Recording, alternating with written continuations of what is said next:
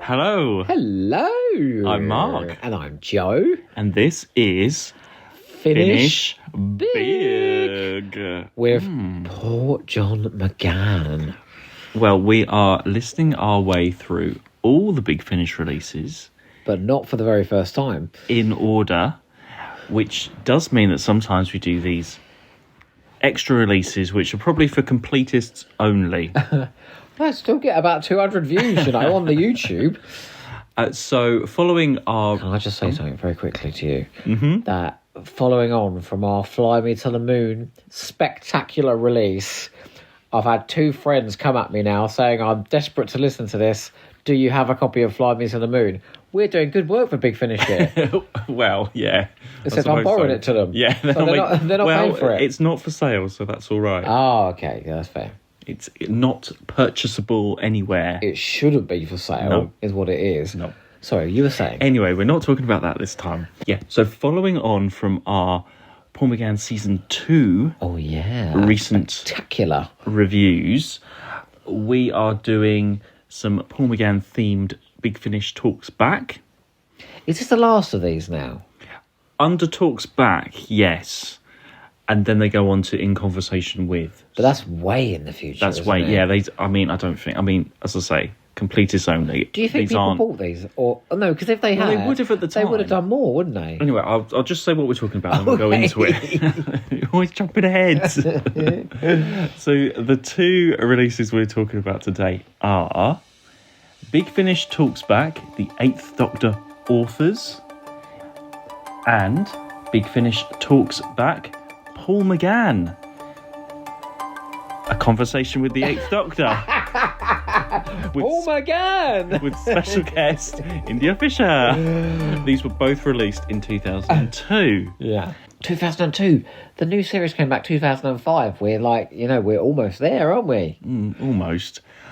But, I mean, you would think, did people buy these at the time? But I think they probably would have, because this is before Big Finish were doing all those CD extras, all those other extra interviews. Yeah. There wasn't the podcast.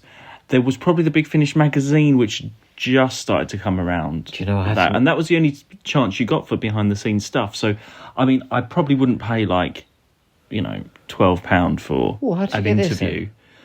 Second hand on eBay. Oh, okay. You didn't get this at the time. Oh, and also just to say that the Paul McGann release was also released as a DVD, so you could watch him talk as well as listen. Yeah, it was filmed in some grotty hotel in Bristol. Yeah. Very strange. Where Gary Russell looks young and cute as a button. Not quite as cute as a button as he looks in the Famous Five, but even so. Okay, well, let's talk about the first release then. The Eighth Doctor authors. Yes. In Conversation. By far the most interesting of the two, I think. So this features, let me see if I can remember them all. Okay. Mark Gatiss. Yep. Rob Shearman. Yep. Paul Cornell. Yep. Caroline Simcox. Yep. Nicholas Briggs. Yep. Justin Richards. Yep. And Alan Barnes. So they all wrote... so we've got Invaders of Mars, Chimes of Midnight, Seasons of Fear, Embrace the Darkness, Time of the Daleks, and Neverland. Yes. So, like we were saying last time, that was the current Doctor Who, the Eighth Doctor Adventures. So these were the writers that were forging the way and creating these new stories and this story arc with Charlie Pollard. They going forward. Get asked that question by Gary Russell, these authors, and they all turn around and say, yes, there was definitely a frisson about writing new, in inverted commas, Doctor Who, which is what they were doing. So, according to the CD blurb, the beginning of 2002 saw Big Finish took... Hang on, let me say that again. No, that's what it says. The beginning of 2006... Yeah, okay, hang on, that's just not me reading it weird, is it? It's just terrible grammar. Word for word, I'm going to say this. The beginning of 2002 saw Big Finish took their biggest gamble with their Doctor Who range to date. 6 plays, all closely linked with an arc telling the story of the Eighth Doctor's discovery and subsequent attempts at concealment that his travelling companion, Charlie Pollard, should be dead, and how the fact that she was alive was causing terrible chaos within the web of time. Here, the authors of this arc discuss how it was all planned out and the way that their own contributions to the story came together. Yeah, it's actually a really interesting idea, this, in bringing together all these different voices, because each of those writers has got a style, a unique style, and they're all contradictory to each other. So being asked like an overall question about, what did you think of Paul McGann? What did you think about writing for this new Doctor Who? How did you approach your scripts? You get lots of sort of different and varied answers, and sometimes they sort of come at each other as well, which I really like. And Mark Gatiss, he's been listening to these stories in some depth. He knows all the plots and everything about everything. He seems to know the most about. He particularly liked Neverland and was very complimentary about that. I think they all love Neverland, though, don't they? Well, when Gary Russell says Alan Barnes wrote Neverland, they all went, "No, I wrote that. No, I wrote that." So I think Neverland's quite popular amongst the writers. Yeah. It's basically, on the Blu-rays where they do the writer's room and they all sit in a pub and have a chat. It's very like that, with some lovely pub, what's it called? What's it called? Tracking shots around the pub as they sit down. It's basically that. It's basically the Big Finish version of that, the writer's room. They sit round and they're having a chat. But it's not like those are about their careers, those round the table They talk about the season, don't they? But this is more about, you're doing a hot new Doctor Who. What's your take on it? Yeah, and they talk about, what it's like to write for the Eighth Doctor, the limitations that are put on them. So that, like we said, in Invaders from Mars, where there's too many parts and all these different voices doubling up. Gary Russell is there saying that, and then Mark Gatiss is like, well, that's what you do in radio. That's how it is. He goes, it's an industry standard, darling. Yeah. Because Gary Russell goes, I hate doubling up. Don't I, Mark? We get to hear Gary Russell being a bitch in person. Yeah, and obviously Nicholas Briggs is there. Yeah, he's got some interesting. Do you know what he says, right? Because he says one of the most interesting things they talk about is how you set things on audio and how you sort of put the listener in the scene without having too much expository dialogue. And Briggs goes, well, that's why the Daleks are so perfect, because they're always stating the bleeding obvious, and so there's an excuse for. But actually, I think Rob Shimon proves in Jubilee and things like that, you can have Daleks say more interesting things than that, just because he can only have them stating the obvious. That doesn't mean that that's what they should always do. I mean, I don't want to go into a Briggs bashing already, because it's going to happen. But the thing that stood out with me in this is at the end, when Gary Russell asked them all, where do you want to see this Doctor go? Because there's no limitations, because this is going forward. There's nothing to stop it. There's no continuity. And they all have really interesting, like, we want to maybe go darker, or, you can do these other things, or expand this, or do this. And Nicholas Briggs is the only one that was like, no, we should just keep it standard. It's not the going forward of the characters. It's just the way the story's told, the narrative structure that he would want to mix up. But he wants to tell traditional adventures. He wants to tell traditional Doctor Who stories, not too pushing the boundary, not too much. Just mix it up in terms of the narrative structure. That's what he finds interesting. And that just tells you what he's taken over in Big Finish. He doesn't write another Eighth Doctor story until he's taken over. He has no interest in developing any of the characters, basically. And yet, interestingly, when Briggs and Barnes sculpt those 4 seasons for the Eighth Doctor and Lucy Miller, they do some really experimental stuff in there. I don't know how much Nick Briggs has to do with that, especially in that last season. But that stood out to me a lot. Well, there's a really funny moment as well where, because Gary Russell's got like rules that he likes to impose. So he says, I don't want vast vistas and over elaborate, and I don't want too many short scenes with like less than 3 lines of dialogue. He goes, because the second the listener's in that scene and then you cut away from it, they haven't even settled into the scene yet, And he goes, like, I think some of the most interesting audio dramas have small scenes like Chimes of Midnight and things like that, And Briggs don't like that at all. And he's going, well, I don't really like rules. He goes, I feel like you can write your way around all these problems, if you're smart enough to do it.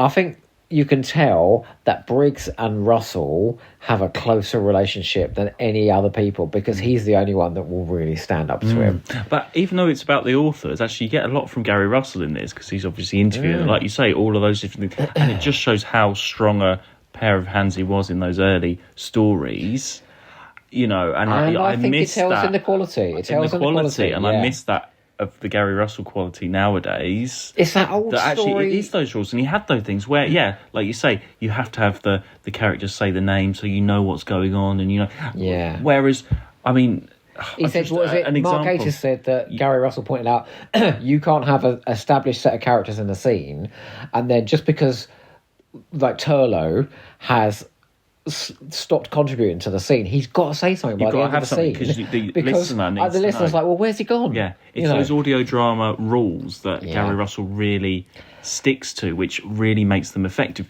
Whereas, just an example that I've just come into my head later on, that if anyone's heard Countermeasures, the very first series, the very first episode of the very first series, okay, and it's a brilliant series and it's a great story, but there's a pre-title bit in this, and it's like about a minute and a half. No, it's longer. It's about 4 or 5 minutes. I think it's some aliens coming through a wormhole. Someone's been attacked. It's just noise. There's nothing to set where it is, what is happening. It's just a load of noise. And then it goes into the titles, and then the adventure starts, and it's brilliant from then on. I got so frustrated with it. What is the point? Do you remember I said, turn it off? Yeah. I don't know what's going on. And that's an example of something which I think under Gary Russell, if he would have, that would have come up and he would have said, hang on, what is going on here? Yeah. It doesn't make any sense. Did you ever hear Did you ever hear the Peter Grimway story? Or that he was a total arsehole as a director, and he'd go around with his fingers out like that, pretending to be the camera, and he was horrible to the actors and said, just get on there and say your bloody lines, I'm not mucking around. And he was a great director, and he directed 4 fantastic stories. And it's like the Ian Levine comment about it. He goes, look, he might have been a bastard and not very nice to be around, but he created great Doctor Who. Well, I'm not going to lump Gary Russell and Peter Grimway in the same, but I think Gary Russell made some enemies.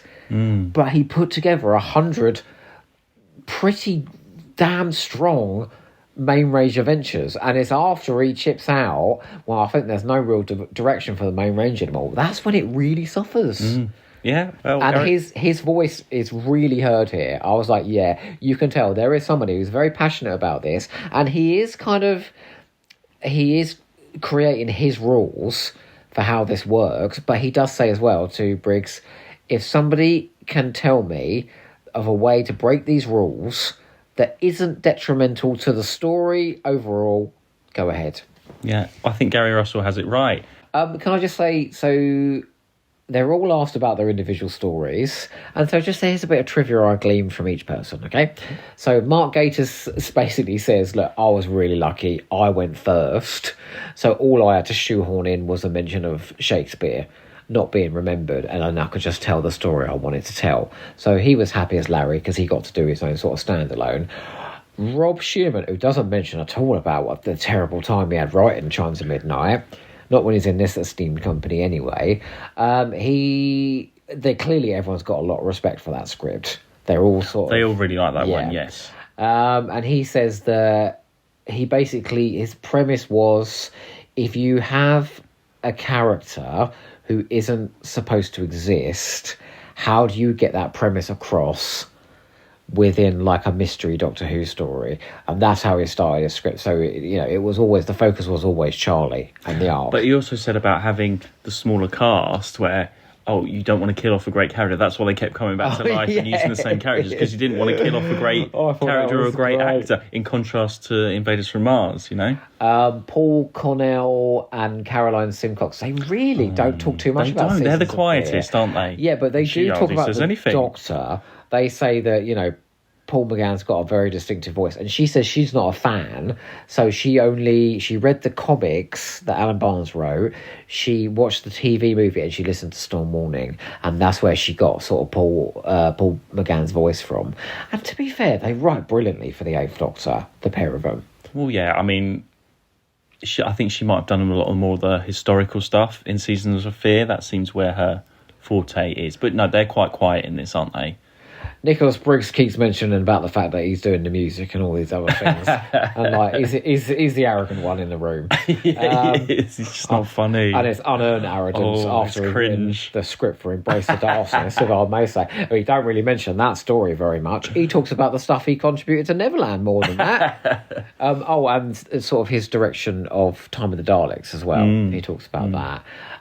Justin Richards talks about writing. He'd just written The Burning, which is where he took the Eighth Doctor in a completely different direction, darker, moodier, more mysterious and amnesiac. And he said he really had to try and put himself back into the mindset of the old Eighth Doctor, and he says in his mind, chronologically, this takes place before the Eighth Doctor books. Yes, me too. Although I don't count the books in my chronology. Well, I'll do, because I love the books. But he said, he did struggle with that a little bit. And then there's so much conversation about Neverland. Everybody's talking about Neverland, about how, it was necessary to write a big finale, and we've never had that before, because Men You Ain't Hell wasn't that, was it? And Alan Barnes is I found him very, I was about to say meek. Well, now, what's the word when you don't have a big ego? Humble. Humble. What? What are you laughing? Yeah, humble. That's the word. I mean, he might have a big ego. I don't know about that. Go and look at that feature where he's in the dress. That's all, whenever you say Alan Barnes, I still that Doctor Who magazine Alan, where he was in that dress. You sport it now. That one picture in drag that you did with the Dalek plunger. He's wearing the outfit that Julius Swala wore in Case of Fatal Death. That's what it is. Very funny. But he's very humble about it. And he actually says as well, he goes, the trouble is we don't do a read-through on these things. And the reason why it's so long, Neverland, and was never supposed to be 270 minutes, is because they never did a proper read-through. They didn't know how long it was going to be with all the sound effects and things like that. They said the beginning bit where the Matrix is going, I can't remember. In the read-through, that was a minute and a half when him and Gary Russell read that. And in the audio, it's 6 minutes. 6 minutes? Because it's got all the sound effects and the elongations and all of that going on. So it was the proper example of studio stretch when the actors do it. And you know what they said as well? I found it so interesting, because they're talking about how you can actually speed up a performance. Yes, the speed in terms of the actual, but not change the tone. So they don't start. They don't go higher pitch. No. Yeah. So they said, well, why don't you just put Neverland through the blender, speed everyone up by half, and then you would have had it. And so I really found all that really interesting. This was a good release. There's more. It's not just obviously you use the inside story a lot for your gossip and your titbits, but my tits. Your titbits.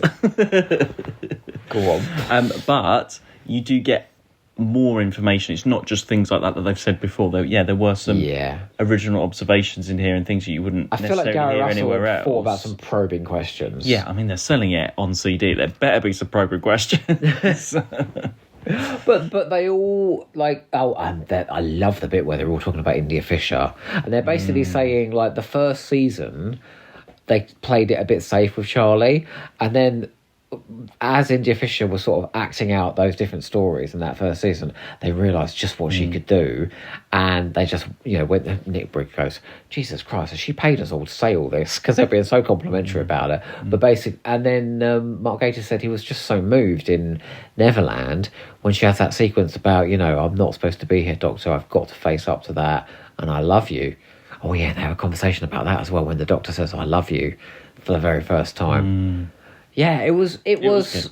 If you like this early Big Finish, and especially these Eighth Doctor adventures, you will get something out of this. It has a bit more depth than those CD extras that you get nowadays. You do get more. What is people sitting around going, "Oh, I love working with that actor." No, it's a proper I love discussion. having Toby's lunches. No, none which of is all that. they say these days. Oh, and I first watched Doctor Who when I'm like, I don't care. No. This is about the nuts and bolts of writing audio drama, specifically audio drama, talking about the actors, talking about the characters, and talking about the structure of the season and the stories themselves.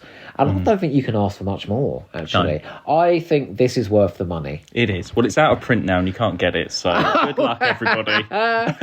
Get to eBay. My dears. Good luck, my dears. Right, let's go on to the next one. So Paul McGann in conversation with the Eighth Doctor himself on CD and DVD. Paul McGann's in conversation with the Eighth Doctor? Don't you mean Gary Russell in conversation with Paul McGann? Hang on, what's it called again? Big Finish talks back. Yeah. Paul McGann in conversation with the Eighth Doctor. That's what it says. Paul McGann. Big About title. the Eighth Doctor? No, it's hang on. Everyone. Well, it's not Paul McGann having a conversation with his character. No, hang on. It says on the front. Big Finish talks back. Paul McGann. Underneath, there's a little line under the big Paul McGann. It says, "In conversation with the Eighth Doctor." For God's sakes. Yeah, do you get it? It's not. It's not Paul McGann. Oh, I see. Oh, so it's Paul McGann as a main line. Oh, sorry. A conversation with the Eighth Doctor. Oh, see, context is I key. can't see with special guest India Fisher. Right, so this is an hour of Gary Russell grilling Paul McGann in a hotel Doing room what to Paul McGann? in Bristol. Now look, if it was Gary Russell grilling Paul McGann, I might have perked up a bit, you know. No, you didn't find this particularly interesting. Oh, it was so boring. But you got to remember again, this is probably the first big interview Paul McGann's done. He wasn't doing conventions. There wasn't any other stuff out there with him on. Maybe he'd done like the odd print interview. But this is really the first time he's sitting down talking about... Okay, yeah, he talks about his life and stuff, which is okay. But he does also obviously talk about the Doctor Who stuff and just Doctor Who in general, about the TV movie, about fame as the Eighth Doctor, how it's changed his life. And then they go into the audios as well. Do you know what I think? Do you know what I think the trouble is? I think this is after the TV movie was a flop, obviously, and I still think he feels a bit of an ego knock. Well, and he's sort of taken the audios as a consolation prize, like he wants to explore this Doctor a bit more, and I think he probably took a bit of encouraging. And we know for a fact that he wasn't comfortable with the sort of publicity side of it, not like he is now. And I think somewhere along the line, he just learned to love doing these audios. Like, it's regular paid work, isn't it? And he's an actor that's always working, but this is like an extra sort of side earner. I mean, he didn't do conventions for a long time. The first public signing he did was the Greatest, so it would have been a little bit... Because I went to that. That was a big thing, that he was...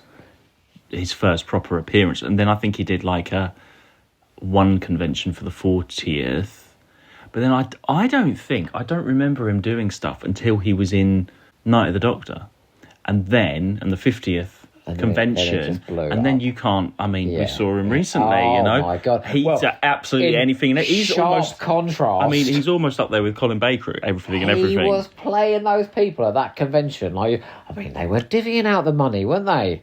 That girl that was hanging off his arm. Oh, God, don't talk to me about that girl in front. Look at him and try to kiss him. And, Fortunately, we can remain anonymous and just say that girl. But girl. Jesus Christ, I think they were married by the end of the convention. He loves it, though. He loves talking to the fans, and he's really into it now. But this is... Well, we spoke to him, and we said, we're talking about your early releases on Finish Big. Yeah. And he went, Sharda. Yeah. And we were like, no, Storm Warning. I think I gave him a bit of a look when he said Sharda. I was like... You remember Sharda? I was thinking about all the stories that he remembers doing. It's quite early, though. He remembers Sharda. He was saying that was in his first year, and I didn't want to correct him. He goes, we've done 300 of these now. And I said to him, well, are you going to the studio? And he went, no. He goes, my son, who's a producer now, he goes off to the studio. I say, have a good day at work, son. I'll be in the cupboard doing my Big Finish recordings. Yeah. He was charming as hell. And he loves it. Very different to how he is. The only comparison I really have is the In Conversations, and that's with Colin Baker and with Tom Baker. And they're both such big personalities and deliver their life stories, you know, in such an engaging way. Here, he just sounds a little shy and a bit he bored. was at this time. I think he was. And if this was done at the end of doing... Yeah. Well, no, if this was done at the end of... recording that season 2 where he was grumpy and he'd had a really long week in Bristol. I think he was done recording. then. Yeah. I mean, I'm surprised they got him to do this at all. But no, I don't. I think nowadays it would be completely different. And he is always a bit shyer and a bit quieter compared to Sylvester McCoy. I mean, he's not going to be playing the spoons on your tits anytime soon, is he? No, Maybe that girl in front of I'll tell you what, though, I couldn't believe it. I saw the DVD of this, Yeah. and then I saw him in person. He ain't changed a bit. No, it's been 20 fucking wonderful. years and he looks younger. I've met him a few times. He's always absolutely brilliant. He knows what he's doing. He gets his sonic screwdriver out for the photos. Can I just say, I went in to have my picture with him, right? And I wore my Daphne Ashbrook t-shirt. Yeah. What does it say, that t-shirt? I'm on the board of trustees. I'm on the board of trustees.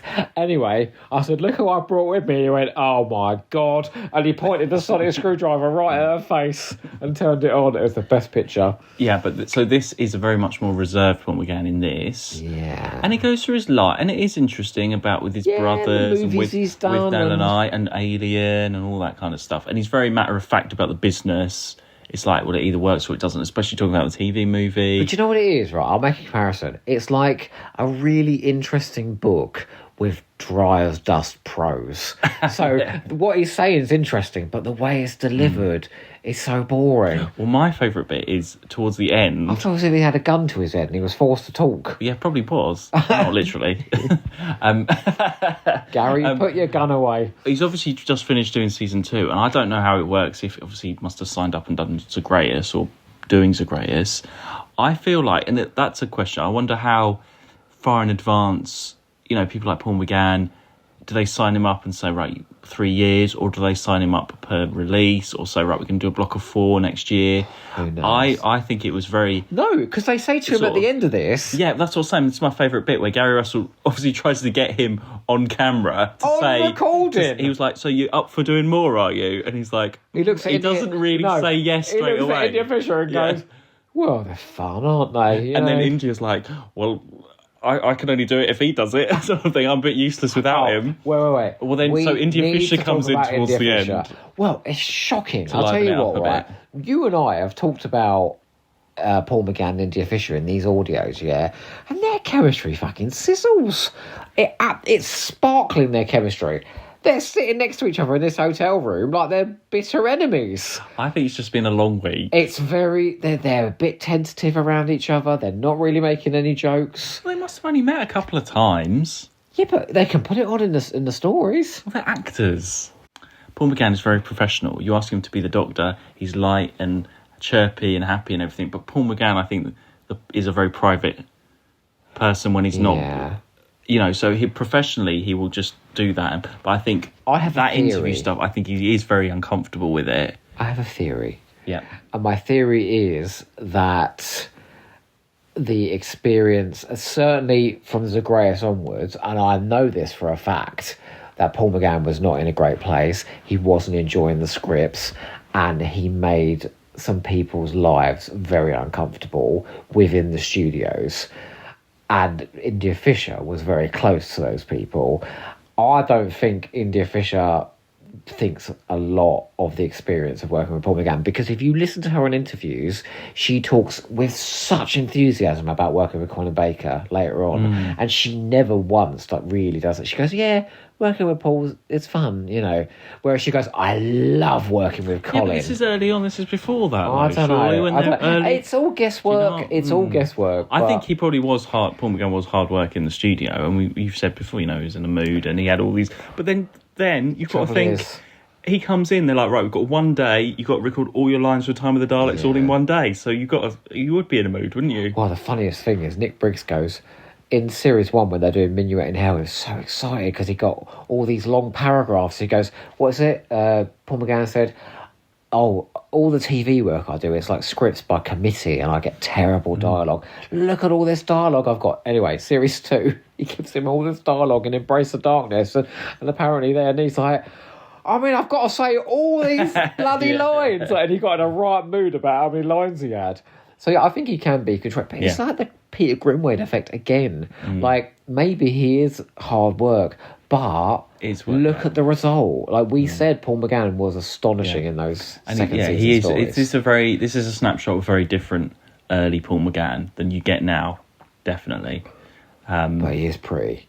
So it is worth giving it a listen. I'll say listen to the authors. Don't listen to Paul McGann talk back. Yeah. I think compared to the other one we did, the Maggie Stables and Lisa Bowerman one, I mean, that was just a delight. I mean, this was most interesting for me. I wasn't too bothered about his life and career and getting the role of the Eighth Doctor and all that. You've heard that a lot in other interviews nowadays, and there's nothing particularly new. It was more just that Big Finish stuff that I was interested in, him talking about, just because you don't get that. Is he on any of the... Oh, he is on the CD extras for the... Yeah. Yeah. Quite a bit, He always yeah. says that, doesn't he? My name is Paul John McGann. They must get so fed up of saying that. I know. Hello, I'm Colin Baker. I play a doctor. I play old Sixy. Yeah. You must get so bored of six saying boots. that every single time. I mean, that must be the worst part for Big Finish. You've had all that weekend of recording Big Finish, and that's like, right, sit down, you've got to do the extras now. Talk about the lunch, talk about especially if you're a regular, what more can you say every time? Well, it's just a laugh, isn't You're it? not going to say... It's just a laugh. You're not That's going to what say... Paul McGann usually says. None of them are going to be like, oh, the food was terrible. It's been really hard work this weekend. Oh, I haven't really liked anybody. Everything's great. We've had a wonderful time. I'd love to keep doing these. Like, what else? Like, just stop those CD extras and charge everyone like £5 less, please. There's 3 people, though. Because I don't care. 3 people that I like listening to in those extras, even later on, because I think they give you context to the stories that you're listening to, and it isn't just a love-in. Lisa Bauman, when she's always. directing the Companion Chronicles, Always. she will talk about the production of the story, and I like that. John Dorney, because he's such a smart bloke, and he will always tell you where he got his story ideas from and what was trying to come across. And I ain't just saying this because I know him, Robert Valentine, who he always talks about his scripts. He doesn't ever really talk about the actors. So those are the 3 I really, really like. But yeah, on the whole, it is just, Lisa Greenwood going, well, I had a lovely time on this story and the lunch was amazing. I love Lisa Greenwood. No, I do. Yeah, I never listen to the extras now at all. I got very bored very early on when they first started. Well, we're going to have to get some trivia in the later stories. At the moment, it's a bit... the triggering of boredness is, when they do that signature... The moment I hear that, I'm like triggered and switch it off straight away if I hear that noise. You're triggered by that. I'm like the ball. I'm going to fall asleep any minute now. That's it. If you're annoying me again, I'm going to get that noise ready and just play it. I do think it's sad they didn't do more of these, though. I don't think there's a market for them, really. No, but I do think we could have learned some more about, like I would love for them to have done Divergent Universe ones to learn about what happened From there. what you're saying, they probably wouldn't be able to broadcast it anyway, would they? All the behind-the-scenes stuff. They'd all be arguing with each other. There might be some stuff on the Big Finish magazines around that time. I have to look that up. All I'm going to say is, if they were going to do a talks back on a single season, I'm glad they did it on the second season of Paul McGann. Like, I know we said that maybe it's less than the sum of its parts, but I think it's the most fondly remembered season of Paul McGann, and it just adds so much detail to it. So yeah, I was really impressed. Yeah, and Caroline Simcox looks very happy on the front. I didn't know what she looked like before I saw this cover. Did she look happy? Oh yeah, she's smiling right in the middle. Caroline Simcox goes on to write the Council of Nicaea. Yeah, I didn't realise that. Yeah. She doesn't write Kedroria. Who writes that? No, that's Lloyd Rose. Who's that? She wrote Camera Obscura and Sit Your Dead in the 8th Doctor range. Yeah. Well, that's a good script as well. This is that time, where they did have no bloody women writing for Big Finish. Who did I get Caroline Simcox mixed up with the other day? Caroline Seymour. Monroe? Caroline Seymour, yeah. From Survivors. Well, she could have wrote Seasons of Fear as well. Yeah, well, she didn't. I don't really know what else to say. That's about it, really, it's a quick little tick for our getting through all the releases, really. They're not essentials. No, but I would say if you've enjoyed our sort of nostalgic walk through that second season, this is a tasty bonus. All right? And just skip that tedious interview with Paul McGann, because it's very boring. Okay. Well, shall I say where we're going next? Yes, please. Which I did mention last time. We are off to Excellis. My name is Grievon. So we're doing the Excellis quad. Is it quadrilogy? Well, excuse me. So that's Excellis Dawns, Excellis Rising, Excellis Decays, and Beneath Summerfield and the Plague Herds of Excellis. I didn't spring from nuclear war. I came on the bus. So we will see you next time for that one. Yeah. We promise you we'll be extremely positive about all those Excellis stories. Hey, can I just say, because we aren't really positive about that, where are we going after that? After that, we are doing Beneath Summerfield Series 3. Oh, yes. Which is The Greatest Shop in the Galaxy, The Green-Eyed Monsters, Dance of the Dead, technically the Blake curves of Excelis and the mirror effect. Well, don't start talking about that now, because you always skip ahead. We're skipping ahead a few releases now. What's going on here? You're just skipping ahead. Okay, Anyway, well, don't forget, everybody. And we never forget to Finish big.